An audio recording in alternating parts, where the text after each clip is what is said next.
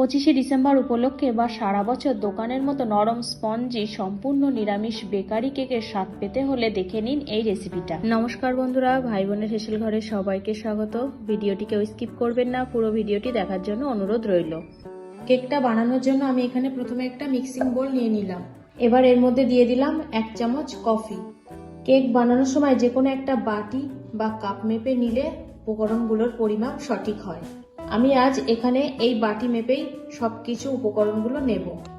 এবার এই বাটির হাফ বাটি দিয়ে দিলাম চিনি। আমি এখানে গোটা চিনি দিচ্ছি, চাইলে কেউ এখানে গুঁড়ো করে নিতে পারে। কফির সাথে চিনিটা মিশিয়ে নেব। এবার দিয়ে দিলাম 1 বাটি রুম টেম্পারেচারে দুধ। এখানে দুধটা আমি আগে থেকে জাল করে রেখেছিলাম। এবার সবকিছু ভালোভাবে মিশিয়ে নেব। চিনিটা যেন গোটা না থাকে, ভালোভাবে যেন চিনিটা গুলে যায়। এখানে দুধটা আমি 1 বাটি নিয়েছি, যেহেতু এটা এগলেস, ডিম ছাড়া। যদি ডিম এখানে দেওয়া হয় তাহলে সেক্ষেত্রে দুধের পরিমাণ অর্ধেক হয়ে যাবে, হাফ বাটি দুধ দিলেই হবে। চিনিটা দুধের সাথে ভালোভাবেই মেশানো হয়ে গেছে, গুলেও গেছে। এবার আমি এর মধ্যে দিয়ে দেব হাফ বাটি রিফাইন অয়েল। তেলটাও ভালোভাবে মিশিয়ে নেব। তেলটাও মেশানো হয়ে গেছে। এখন আমি একটা স্ট্রেনার নিলাম। এবার ওই একই বাটির হাফ বাটি ময়দা, 1 চামচ গুঁড়ো দুধ, খুব সামান্য লবণ, সবকিছু এবার ভালোভাবে চেলে নেব। এবার দিলাম হাফ বাটি সুজি। সবকিছু ভালোভাবে আবার এর সাথে মিশিয়ে নেব। সব উপকরণগুলোই ভালোভাবে মেশানো হয়ে গেছে। এখন আমি এর মধ্যে দিয়ে দেব হাফ চামচ ভ্যানিলা এসেন্স। এখানে আপনারা ভ্যানিলা এসেন্সের পরিবর্তে লেবুর রসও ব্যবহার করতে পারেন। এটাও ভালোভাবে মিশিয়ে নেব। এই পর্যন্ত উপকরণগুলো সব মেশানো হয়ে গেছে। এবার আমি এটা 10 মিনিটের জন্য রেস্টে রেখে দেব। ঢাকা দিয়ে দিলাম।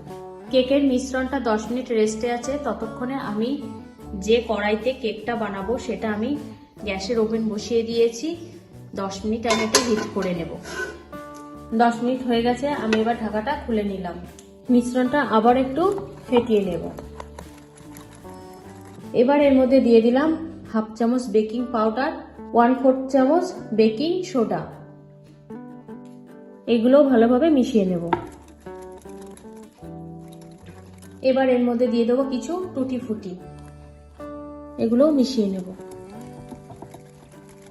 কেকের ব্যাটারটা আমার পুরোপুরি কমপ্লিট হয়ে গেছে। এবার আমি একটা টিফিন বাটি নিয়ে নিলাম। আমি আজকে এই বাটিতে কেকটা বানাবো। দিয়ে দিলাম 1 চামচ তেল। ভালোভাবে তেল ব্রাশ করে নেব। এবার বাটির মধ্যে দিয়ে দিলাম সাদা কাগজ। কাগজের উপরটাও একটু তেল ব্রাশ করে নেব। এবার এর মধ্যে কেকের ব্যাটারটা দিয়ে দিলাম। এবার বাটিটা ভালোভাবে একটু ড্যাব ড্যাব করে নেব, যাতে ব্যাটারের মধ্যে কোনো গ্যাপ না থাকে বাটির সাথে। এবার আমি এটা বেক করে নেব। এদিকে কড়াইটাও আমার হিট হয়ে গেছে। এখন আমি এটা ঢাকাটা খুলে নিলাম। এবার আমি এর মধ্যে বাটিটা বসিয়ে দিলাম। এবার আমি এটা ঢাকা দিয়ে দিলাম।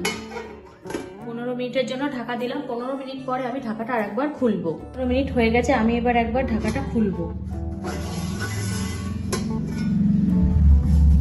এর মধ্যে আমি কিছু ড্রাই ফ্রুটস অ্যাড করব।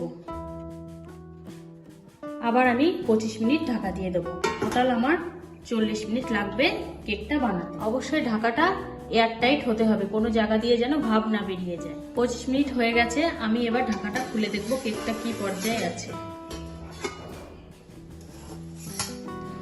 কেকটা বেক করা কমপ্লিট। এখন আমি এটা নামিয়ে নেব। কিছুক্ষণের জন্য ঠান্ডা হতে দেব। 10 মিনিট হয়ে গেছে। কেকটা ঠান্ডাও হয়ে গেছে। আমি এবার বাটি থেকে এটা বার করব। একটা ছুরি দিয়ে ধারটাকে ভালো করে কেটে নিলাম। এবার একটা প্লেটে নামিয়ে নেব।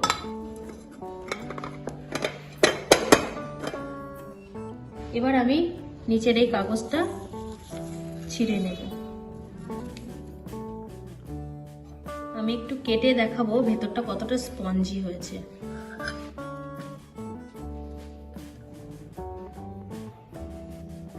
দেখুন কত সুন্দর নরম সফট হয়েছে।